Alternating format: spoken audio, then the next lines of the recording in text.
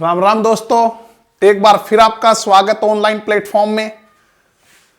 बच्चों, जो हमारी daily current affair Haryana GK की जो क्लास चलती है उसमें आपका स्वागत है। बच्चों, बहुत से बच्चों की डिमांड है कि जनवरी से नवंबर तक जो है वो करंट अफेयर एक वीडियो में जो है आप करवा दीजिए, क्योंकि दिसंबर में 2-3 एग्जाम्स हैं उसके लिए। तो बच्चों, आप चिंता मत करो, मैं आपको फिर कहता हूं जल्दी आपके बीच वीडियो आएगी जनवरी से नवंबर की, जिसमें एक वीडियो में पूरा करंट अफेयर होगा, जो इंपॉर्टेंट क्वेश्चन वो डिस्कस किए जाएंगे। ठीक है, तो आप लगातार मेहनत करते रहिए, हम आपको जितना हो सकेगा उतना सपोर्ट करेंगे, हमारी तरफ से मैक्सिमम मैटर आपको देने की कोशिश करेंगे। बस आप हमारे साथ बने रहिए, वीडियो को लाइक शेयर करते रहिए और अपने टीचर को सपोर्ट कीजिए। तो बच्चों, करते हैं स्टार्ट आज की क्लास। तो हमारा पहला क्वेश्चन है, निम्न में से कौन वॉलंटियर डोज लेने वाले किसी राज्य के पहले कैबिनेट मंत्री बन गए हैं? ठीक है बच्चों, आप जानते हो आजकल जो है वो कोरोना महामारी चली हुई है और कोविड जो वैक्सीन है कोवैक्सीन, उसका परीक्षण जो है सभी देश कर रहे हैं और हमारे देश में भी कोविड जो वैक्सीन है उसका परीक्षण जो है वो तीसरे ट्रायल में पहुंच गया। 2 ट्रायल जो सफल हो चुके हैं। और अगर हमारे हरियाणा प्रदेश की हम बात करें तो हमारे हरियाणा प्रदेश में जिम्मेदारी जो है वो रोहतक जो पीजीआई है, जिसका नाम हमारे हरियाणा प्रदेश के पहले मुख्यमंत्री पंडित भगवत दयाल शर्मा के नाम पर रखा गया है, उसको यह जिम्मेदारी सौंपी गई है। और उसमें तीसरे ट्रायल में लगभग 1200 वॉलंटियर जो हैं उन पर वैक्सीन का जो परीक्षण होगा। उनमें जो वॉलंटियर परीक्षण होगा उन वॉलंटियर में अब यह क्वेश्चन पूछ रहा है कि कौन वॉलंटियर डोज लेने वाले किसी राज्य के पहले कैबिनेट मंत्री बन गए हैं। अगर हम पूरे देश की बात करें तो बच्चों 21 ऐसे सेंटर हमारे देश में बनाए गए हैं। 21 ऐसे सेंटर बनाए गए हैं जिनमें जो है वो थर्ड ट्रायल का जो है वो कोविड वैक्सीन का क्या होगा, परीक्षण होगा। तो अगर हम बात करें तो हमारे हरियाणा में कौन ऐसे कैबिनेट मंत्री हैं जो किसी भी राज्य के पहले कैबिनेट मंत्री बन गए हैं वॉलंटियर डोज लेने वाले? तो बच्चों, वो हैं हमारे स्वास्थ्य मंत्री श्री अनिल विज। हमारे स्वास्थ्य मंत्री श्री अनिल विज किस विधानसभा क्षेत्र से आते हैं? अंबाला कैंट विधानसभा क्षेत्र से आते हैं बच्चों। गब्बर के उपनाम से प्रसिद्ध हैं। इसके अलावा अगर हम बात करें, आयुष मंत्रालय भी इन्हीं के पास है, होम मिनिस्टर भी हमारे हरियाणा के यही हैं। इसके अलावा तकनीकी शिक्षा, इसके अलावा चिकित्सा शिक्षा एवं शोध और गवर्नमेंट अगर हम बात करें शहरी स्थानीय निकाय अर्बन लोकल बॉडीज जो है सारे मंत्रालय किसके पास है? श्री अनिल विज के पास।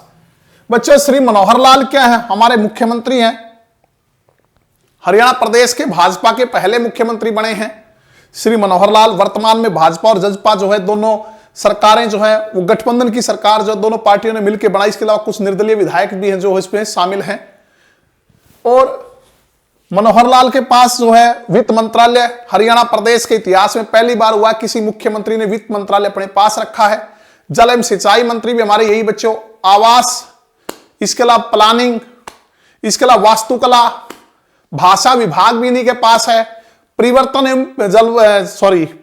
एवं जलवायु परिवर्तन मंत्रालय भी किसके पास है? वो श्री मनोहर लाल जी के पास।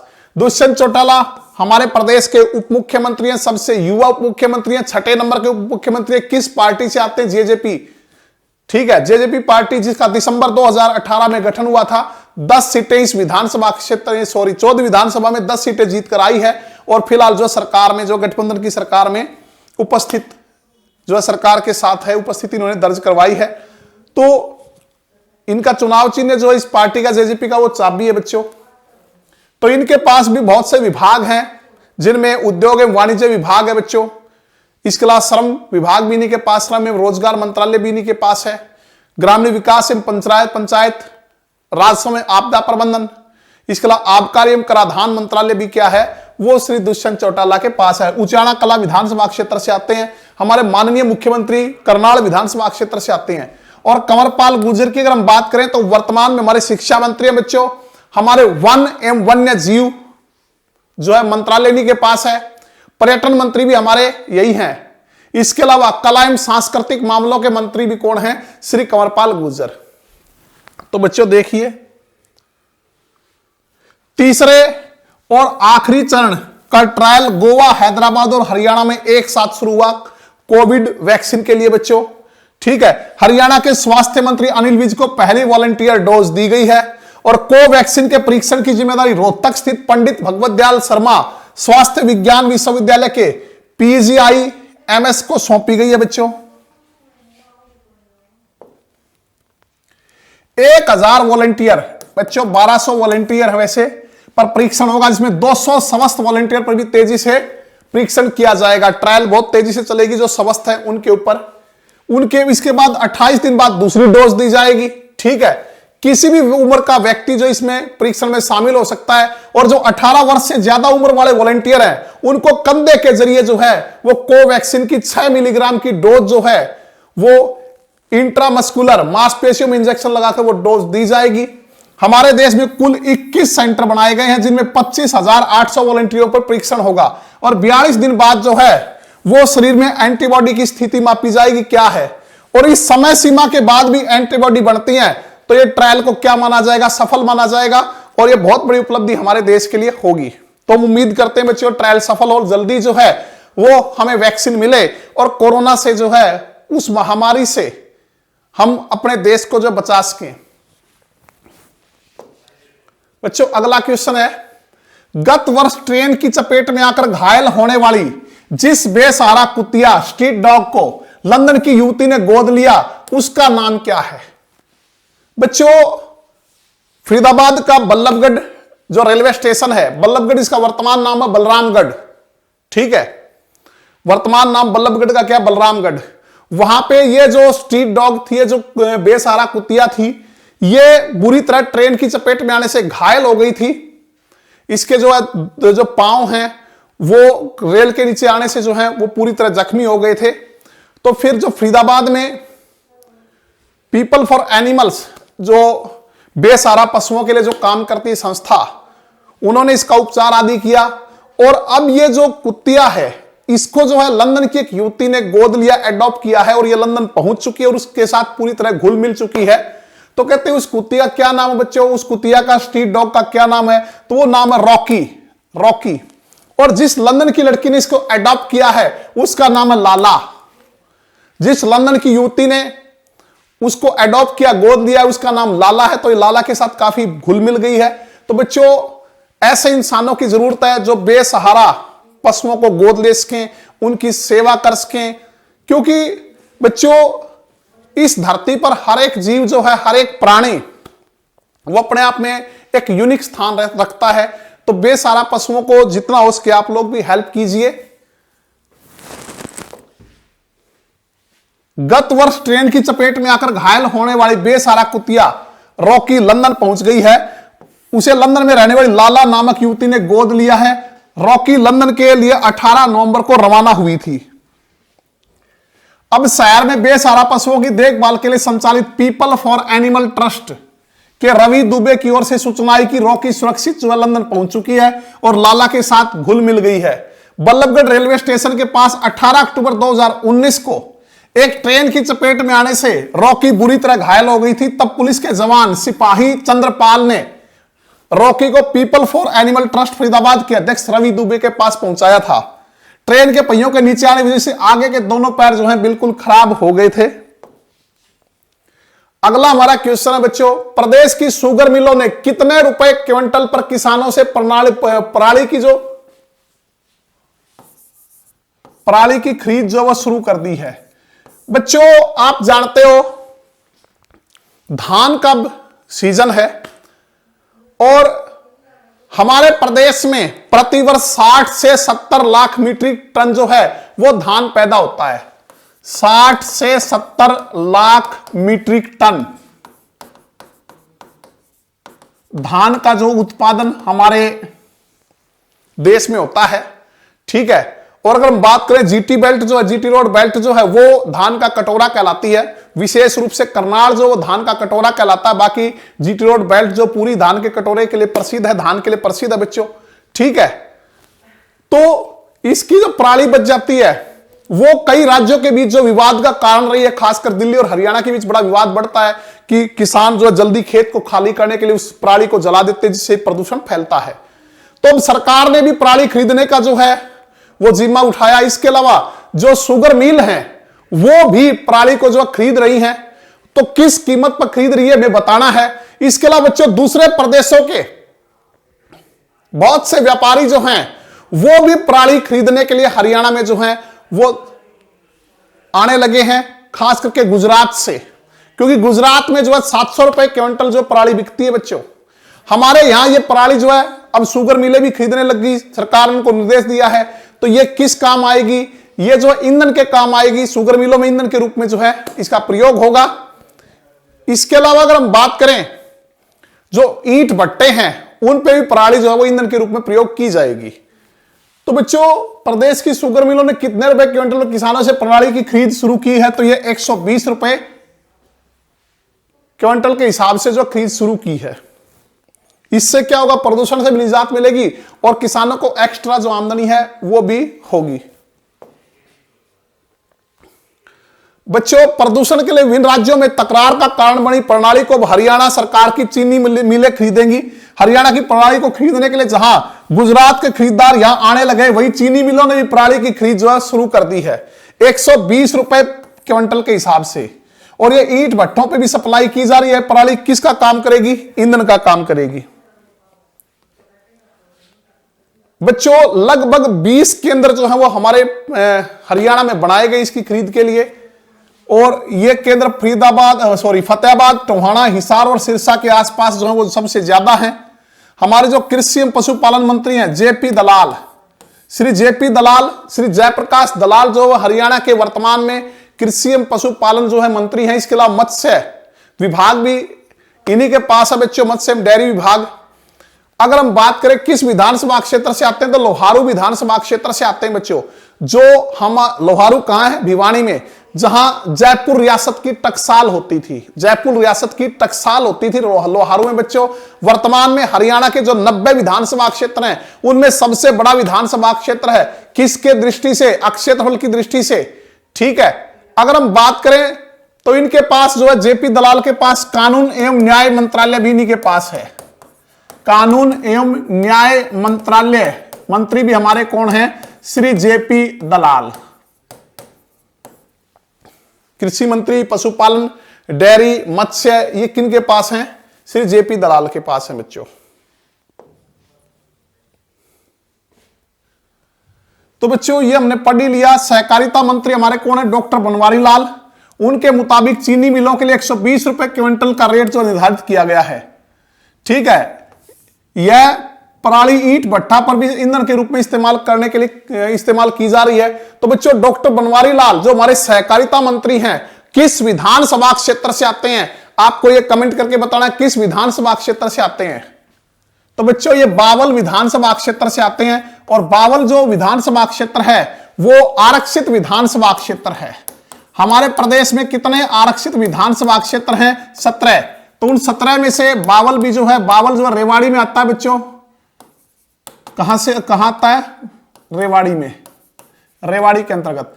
तो डॉक्टर बनवारी लाल के पास जो है सहकारिता मंत्रालय के अलावा और कौन सा मंत्रालय है? तो बच्चों अनुसूचित जाति एवं पिछड़ा वर्ग मंत्रालय भी जो है वो किन के पास है? डॉक्टर बनवारी लाल के पास। इसके अलावा अगर हम बात करें डॉक्टर बनवारी लाल जो है बच्चों पेशे से एमबीबीएस हैं और डॉक्टरी छोड़कर जो राजनीति में प्रवेश किया इन्होंने। तो अगला हमारा क्वेश्चन है प्रदेश के कितने जिलों में हैफेड बाजार खोले जाएंगे? प्रदेश के कितने जिलों में हैफेड बाजार जो हैं वो खोले जाएंगे?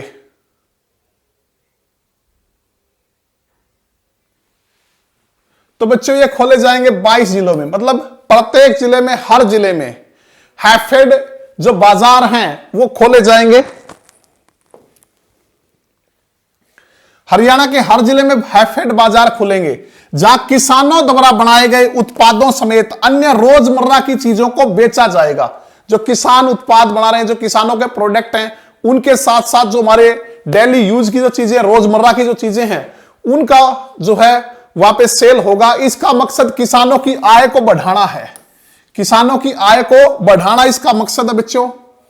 तो बच्चों मैं आपको यहां बता दूं कि हमारे प्रधानमंत्री माननीय श्री नरेंद्र मोदी ने एक घोषणा की थी कि 2022 तक किसानों की आय को जो है डबल किया जाएगा। तो उसी को ध्यान में रखते हुए उसी दिशा में, उसी क्षेत्र में एक बड़ा सराहनीय कदम जो है वो हमारी हरियाणा सरकार द्वारा लिया गया कि प्रदेश के हर जिले में हैफेड जो बाजार है वो खोले जाएंगे, जिसमें किसानों द्वारा बनाए गए जो प्रोडक्ट हैं, इसके अलावा जो रोजमर्रा की जो चीजें हैं वो उनके अंदर सेल की जाएंगी। हरियाणा के सहकारिता मंत्री डॉक्टर बनवारी लाल ने कहा कि कृषि उत्पादन क्षेत्र में सहकारिता को बढ़ावा देने के लिए किसानों को उनकी फसल का उचित मूल्य देने के लिए हैफेड द्वारा हर जिले में बाजार खोले जाएंगे।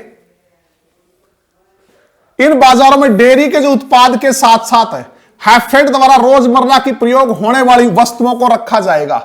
बच्चों डेयरी के जो उत्पाद हैं, इसके अलावा वीटा की बूथों की संख्या बढ़ाने के लिए प्रदेश के सभी उपायुक्तों को लिखा गया है। हमने पहले भी पढ़ा था कि वीटा जो है, जो बूथ है, उनकी संख्या बढ़ाई जाएगी और उन पे न केवल दूध उत्पाद, जैसे पहले सिर्फ दूध उत्पाद थे, दूध, दही, घी आदि जो हैं वही बिकते थे, बल्कि ताजा सब्जी व फल जो हैं वो भी अब जो वीटा बूथ हैं उनके ऊपर जो हैं बेचे जाएंगे। बच्चों क्वेश्चन हरियाणा एसएससी में आया था कि हरियाणा राज्य सहकारी प्रसंघ का ब्रांड क्या है। हरियाणा राज्य सहकारी प्रसंघ का ब्रांड जो है बच्चों वो क्या नाम है? वीटा। क्या नाम है? वीटा। तो बच्चों सहकारिता के क्षेत्र में कृषि उत्पादों की मार्केटिंग, किसानों के लिए दूध उत्पादन का बाजारीकरण एक आय का अच्छा माध्यम है। उन्होंने बताया कि सहकारिता के 8 फेडरेशन हैं जो कि विभिन्न माध्यमों से आम आदमी के आय स्रोत को बढ़ाने में सहयोग करते हैं। ठीक है, तो बच्चों अभी हाल ही में हरियाणा राज्य सहकारी प्रसंघ ने 55वां राज्य स्तरीय सहकारिता दिवस मनाया है। कौन सा? 55वां राज्य सहकारिता दिवस जो है वो मनाया है, जिसमें बतौर मुख्य अतिथि जो शामिल हुए थे हमारे सहकारिता मंत्री डॉक्टर बनवारी लाल। ठीक है, जो बावल विधानसभा क्षेत्र से आते हैं, जो कि एक आरक्षित विधानसभा क्षेत्र है। तो उस दौरान इन्होंने जो है ये बातें कही। तो अगर ये क्वेश्चन पूछ ले हाल ही में हरियाणा राज्य सहकारी प्रसंघ द्वारा कौन सा राज्य स्तरीय सहकारिता दिवस मनाया गया, तो बच्चों ये था 55वां। तो आपको ये कमेंट करके बताना है बच्चों 55वां मनाया है। कि हरियाणा राज्य सहकारी प्रसंघ की स्थापना कब हुई। मैंने आपको बता दिया कि हाल ही में, अगर हम बात करें 20 नवंबर की, तो हाल ही में जो है वो हरियाणा राज्य सहकारी प्रसंघ द्वारा हरियाणा राज्य सहकारी दिवस मनाया गया। कौन सा? 55वां। तो हरियाणा राज्य सहकारी प्रसंघ की स्थापना कब की गई थी, ये आपको कमेंट करके बताना है। ठीक है, इसी दौरान हमारे सहकारिता मंत्री ने क्या कहा? शुगर फेड के माध्यम से हरियाणा सरकार द्वारा कैथल, पलवल और महम चीनी मिलों द्वारा चीनी के साथ साथ गुड़ व शक्कर बनाने का काम शुरू किया गया। पहले भी हम वीडियो में पढ़ चुके हैं बच्चों, आपको ध्यान होना चाहिए कि कौन सी चीनी मिलें जो हैं वो गुड़ और शक्कर का उत्पादन उन्हें शुरू कर दिया है। कैथल, पलवल और महम, कैथल, पलवल और महम की जो शुगर मिले हैं उन्होंने गुड़ व शक्कर बनाने का काम शुरू कर दिया। ये पूरी तरह ऑर्गेनिक गुड़, ऑर्गेनिक शक्कर होगी बच्चों। शाहबाद में एथेनॉल बनाने का कार्य शीघ्र शुरू होगा। बच्चों एक चीज और बताओ, एथेनॉल आप जानते हो जिसको अल्कोहल भी कहा जाता है। सभी प्रकार की जो शराब है, बियर है, विस्की है, रम है, उन सभी का मुख्य जो घटक है वो एथेनॉल होता है। एथेनॉल को ईंधन के रूप में प्रयोग किया जाता है। मतलब इसको पेट्रोल के साथ मिला के जिसको गैसोहोल कहा जाता है, ईंधन के रूप में जो है प्रयोग किया जाता है, जिससे कि ईंधन की जो एफिशिएंसी, उसकी क्षमता बढ़ जाती है और प्रदूषण कम होता है। तो हमारी सरकार ने जो, अगर हम बात करें, हमारी केंद्र सरकार ने ये निर्देश दिए थे कि 20% तक आप जो पेट्रोल में एथेनॉल का प्रयोग जो किया जाएगा, लेकिन अभी तक 5% ही प्रयोग जो है वो किया जाने लगा है। तो ये क्वेश्चन बड़ा इंपॉर्टेंट है कि कौन सी चीनी मिल जो है उसमें एथेनॉल बनाया जाएगा, तो वो है साबाद मरकंडा की जो शुगर मिल है उसमें एथेनॉल बनाया जाएगा। कैथल, पलवल और महम की जो चीनी मिलें हैं उनमें गुड़, ऑर्गेनिक गुड़ और शक्कर। इसके अलावा एक कमेंट करके आपको यह बताना बच्चों कि एथेनॉल जो है उसको बनाने की मंजूरी और कहां दी गई है, कहां दी गई है। अगर हम बात करें पानीपत में इंडियन ऑयल, पानीपत में स्थित जो इंडियन ऑयल है वहां भी क्या है, एथेनॉल बनाने की मंजूरी मिली हुई है। साबाद की मिल में भी बच्चों वो शुगर मिल है, और पानीपत में जो इंडियन ऑयल है उसमें भी एथेनॉल बनाया जाएगा। कैथल शुगर मिल में भी बाइपिन ब्रैकेटिंग बनाने का कार्य जो है वो शुरू किया गया है। तो ये आपको ध्यान रखने हैं, आने वाली परीक्षाओं के लिए बड़े इंपॉर्टेंट है बच्चों। ठीक है, तो चलते हैं आगे। नेक्स्ट क्वेश्चन देखिए। निवेशकों की जरूरतों को देखते हुए वैश्विक मूल्य श्रृंखला को जोड़ने और निवेशकों को व्यावसायिक योजनाएं संचालित करने के लिए सक्रिय सुविधाएं मुहैया करवाने के उद्देश्य से राज्य सरकार किस नाम से एक नया विभाग जो है वो स्थापित किया है हमारी राज्य सरकार ने। बच्चों, ईज ऑफ डूइंग बिजनेस में हरियाणा की जो अब की बार किरकिरी हुई है, जो रैंकिंग गिरी है वो किसी से छिपी भी नहीं है। जो 2020 में जो रैंकिंग आई थी उसमें हरियाणा को कौन सा स्थान मिला था, 16वां। उससे पहले हरियाणा कौन से स्थान पे था, तीसरे स्थान पे था बच्चों। कौन से स्थान पे था, तीसरे स्थान पे था हरियाणा। तो तीसरे से गिर के रैंकिंग 16वें पे पहुंची है। तो हमारी प्रदेश सरकार जो है वो बहुत ज्यादा प्रयत्न कर रही है कि धमाकेदार तरीके से वापस हमारी एंट्री हो ईज ऑफ डूइंग बिजनेस में, और इसके लिए तरह तरह के प्रयास हमारी सरकार द्वारा किए जा रहे हैं, जो कि बहुत सराहनीय कदम है। कहता निवेशकों, जो विदेशी निवेशक हैं या हमारे प्रदेश के भी हैं, देश के भी हैं, निवेशकों की जरूरतों को देखते हुए वैश्विक मूल्य श्रृंखला को जोड़ने और निवेशकों को व्यावसायिक योजनाएं संचालित करने के लिए सक्रिय सुविधाएं मुहैया करवाने के उद्देश्य से राज्य सरकार ने किस नाम से एक नया विभाग स्थापित किया है। तो ये इंपॉर्टेंट क्वेश्चन है बच्चों, किस नाम से स्थापित किया। यह स्थापित किया विदेश सहयोग विभाग। किस नाम से, विदेश सहयोग विभाग के नाम से। और आपको यहां कमेंट करके यह बताना है कि इसके जो निदेशक हैं वो कौन हैं। इसके निदेशक जो हैं अगर हम बात करें तो कौन है इसके निदेशक, आप कमेंट करके बताइए बच्चों। अनंत प्रकाश पांडे, अनंत प्रकाश पांडे। ठीक है, तो नया विभाग बनाया है ये, देखिए पढ़ते हैं इसके बारे में। हरियाणा में उद्यम प्रोत्साहन नीति 2020 तैयार की जा रही है। अगर हम बात करें औद्योगिक प्रोत्साहन नीति 2020 जो तैयार की जा रही है, सरकार का ध्यान केवल ईज ऑफ डूइंग बिजनेस को बढ़ाने पर नहीं है, बल्कि कारोबार करने की लागत को कम करने पर भी है। अब हमारी जो सरकार है, एक तो हमारी रैंकिंग गिरी है, तीसरे से हम 16वें पहुंच गए ईज ऑफ डूइंग बिजनेस में। सिर्फ कहता है कि उस रैंकिंग को सुधारने पर ही ध्यान नहीं है, उसी पे फोकस नहीं है, बल्कि जो हमारे यहां कारोबार करते हैं उसकी लागत को कम करने पर भी जो है सरकार फोकस कर रही है। तो कहता कि हरियाणा ने पिछले साल निवेशकों को प्रोत्साहन प्रदान करने से उद्देश्य से विकास के लिए एक सेक्टर केंद्रित दृष्टिकोण अपनाया है। हम हरियाणा में कृषि व्यवसाय और खाद्य प्रसंस्करण, बच्चों बहुत आसान क्वेश्चन है, कई बार आया है। आपको कमेंट करके बताना कि हरियाणा में खाद्य प्रसंस्करण केंद्र जो कहां कहां है, खाद्य प्रसंस्करण केंद्र जो है वो कहां कहां है। कपड़ा, वेयर हाउसिंग, इसके बाद लॉजिस्टिक रिटेल, इसके बाद रिटेल, फार्मास्यूटिकल और एमएसएमई के लिए 5 सेक्टर के लिए विशेष नीतियां भी शुरू की हैं। ये 5 सेक्टर हैं जिनके लिए हरियाणा सरकार ने जो है विशेष नीति बनाई है बच्चों। कृषि व्यवसाय और खाद्य प्रसंस्करण, कपड़ा, warehousing, logistic, retail, pharmaceutical और एमएसएमई। प्रदेश में मुख्यमंत्री श्री मनोहर लाल ने हरियाणा में निवेश की संभावनाओं पर जोर देते हुए ये बातें कही।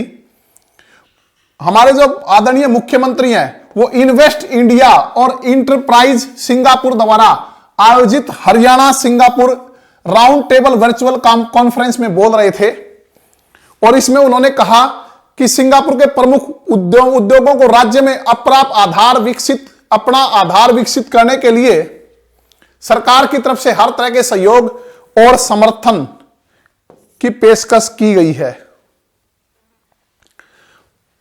और विदेश सहयोग विभाग के नाम से एक नया विभाग जो बनाया है जिसके निदेशक जो हैं वो अनंत प्रकाश पांडे हैं। ठीक है, इसके अलावा देखो क्या कहा हमारे माननीय मुख्यमंत्री श्री मनोहर लाल जी ने।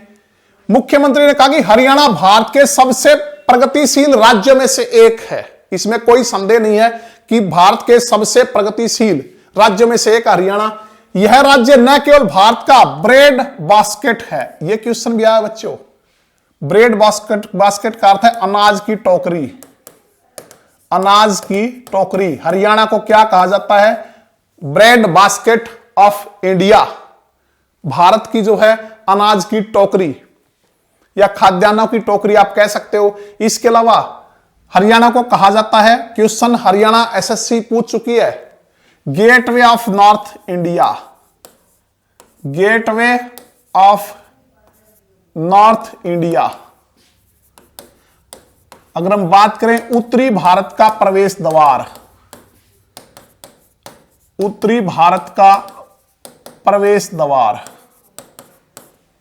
ठीक है, तो कहता है कि यह राज्य न केवल भारत का ब्रेड बास्केट है बल्कि इसे हरियाणा में स्थित 250 से अधिक 500 फॉर्च्यून कंपनियों के साथ इंडस्ट्रियल पावर हाउस भी माना जाता है।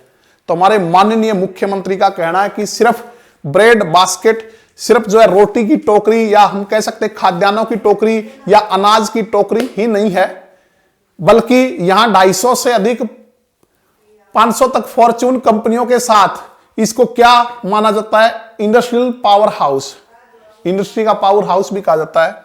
हरियाणा नए और मौजूदा उद्योगों को फलने फूलने के लिए अनुकूल कारोबारी माहौल प्रदान करने की दिशा में लगातार काम कर रहा था।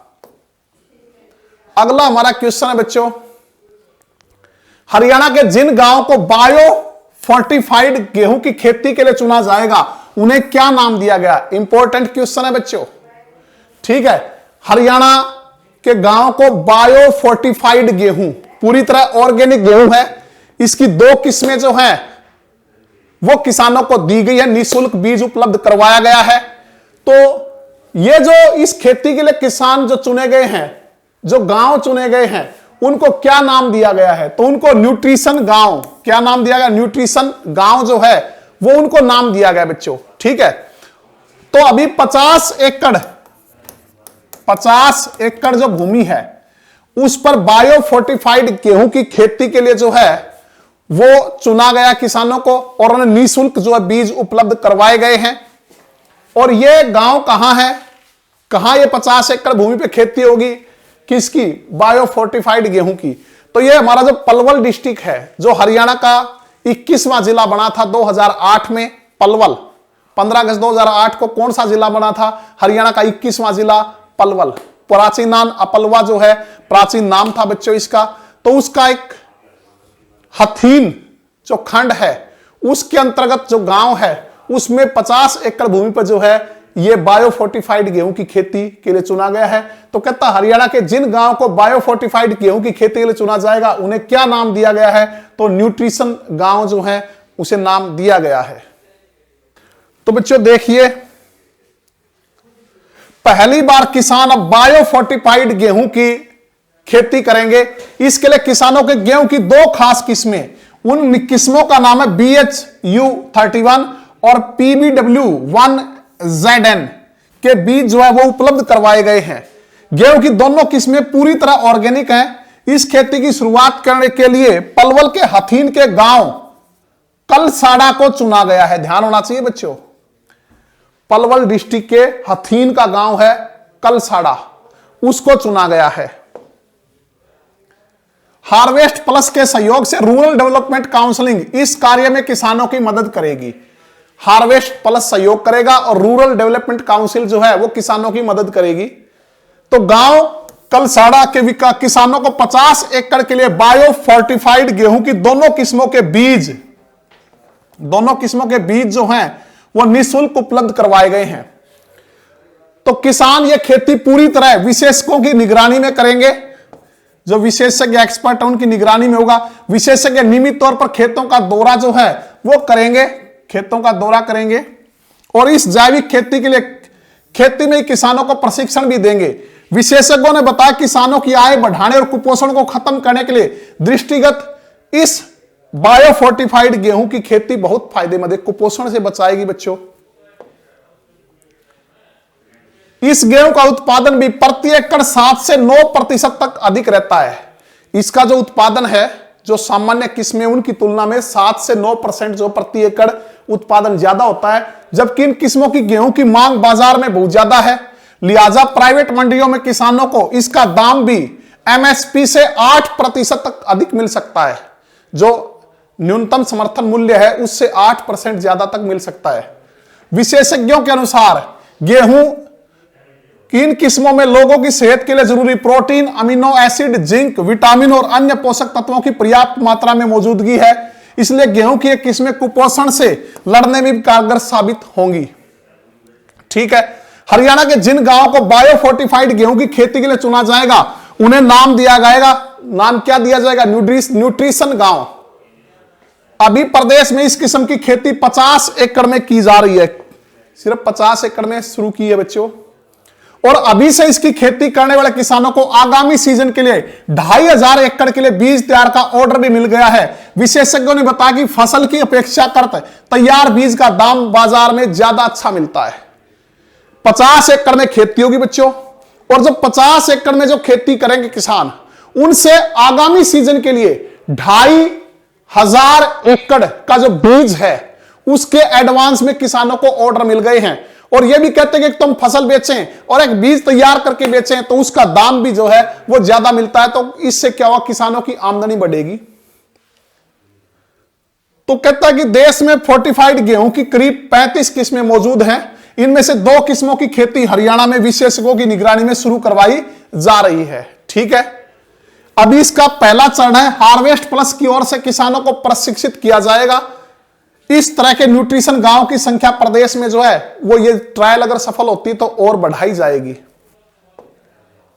अगला क्वेश्चन हमारा, रोडवेज विभाग ने बस अड्डों पर क्या खोलने की योजना बनाई है? बस अड्डों पर जो क्या खोलने की योजना बनाई बच्चों? तो रोडवेज विभाग ने जो है पेट्रोल पंप खोलने की योजना बनाई है बस अड्डों पर। ठीक है बच्चों, रोडवेज जो लगातार घाटे में चल रही है, तो उससे उबरने के लिए जो है वो रोडवेज विभाग जो है निरंतर प्रयासरत है। नई नई जो स्कीमें हैं वो लागू करने की कोशिश कर रहा है। तो आप जानते हो कि हमारे परिवहन मंत्री कौन हैं बच्चों? हरियाणा के परिवहन मंत्री, हमने पिछली वीडियो में पढ़ा था, तो वो हैं हरियाणा के परिवहन मंत्री की अगर हम बात करें तो श्री मूलचंद शर्मा। किस विधानसभा क्षेत्र से हैं? बल्लभगढ़ विधानसभा क्षेत्र से हैं, जो कि हमारी हरियाणा की सबसे छोटी विधानसभा क्षेत्र है क्षेत्रफल के हिसाब से। ठीक है, तो बच्चों हरियाणा रोडवेज की अगर हम बात करें या परिवहन विभाग की अगर हम बात करें तो हम पिछली वीडियो में पढ़ा था कि जब हरियाणा का गठन हुआ 1 नवंबर 1966 को, तो लगभग 5100 किलोमीटर पक्की सड़कें थी। बावजूद इसके हरियाणा ने बहुत ज्यादा जो उन्नति की। हरियाणा देश का पहला गांव बना जिसने अपने पहला राज्य बना देश का हरियाणा, जिसने अपने सभी गांवों को पक्की सड़कों से जोड़ा। ठीक है, इसके अलावा अगर हम बात करें सर्वे 2017-18 जो कि एचएसएससी में क्वेश्चन आया था, 2017-18 के अकॉर्डिंग हरियाणा में कितने किलोमीटर लंबी पक्की सड़कें जो है वो बनाई गई हैं? तो बच्चों 20,340 कितनी सड़कें बनाई गई हैं? 20,000 लगभग 20,340 किलोमीटर जो पक्की सड़कें हैं। और वर्तमान की अगर हम बात करें तो लगभग 26,000 किलोमीटर जो है लंबी पक्की सड़कें हरियाणा में बढ़ाई जा चुकी हैं।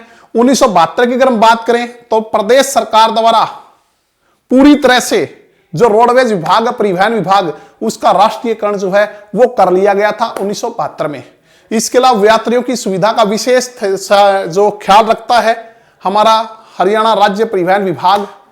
अगर हम बात करें तो लगभग जो है वो 3300 बसें हैं, और जो नई नई बसें जो है नई नई योजनाओं के साथ जो है हरियाणा सरकार चलाती रही है, जिसमें आप जानते हो हरियाणा गौरव आम आदमी की बस, पिछली वीडियो में पढ़ा था, हरियाणा गौरव बस चलाई किस नाम से? आम आदमी की बस।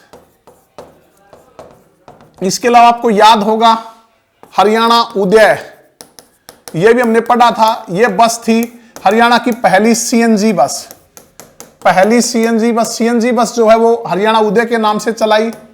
और अगर हम बात करें सारथी वोल्वो, सारथी वोल्वो जो है वो कौन सी थी? वातानुकूलित बस, यानी कि एसी बस जो है वो सारथी वोल्वो के नाम से चलाई थी।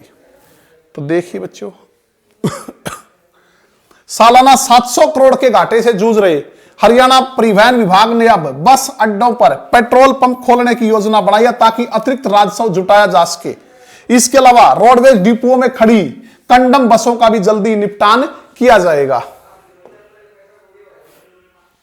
हमारे परिवहन मंत्री श्री मूलचंद शर्मा है बच्चों, तो श्री मूलचंद शर्मा के पास और कौन से डिपार्टमेंट है बच्चों? हम कई बार पढ़ चुके हैं। जैसे अगर हम बात करें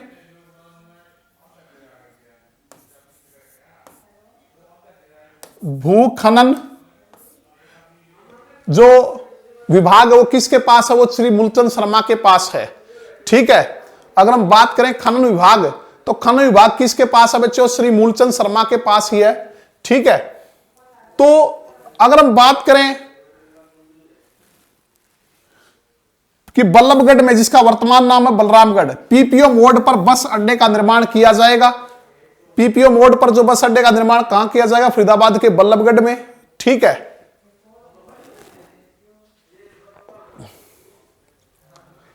तो बच्चों ये थी हमारी आज की क्लास।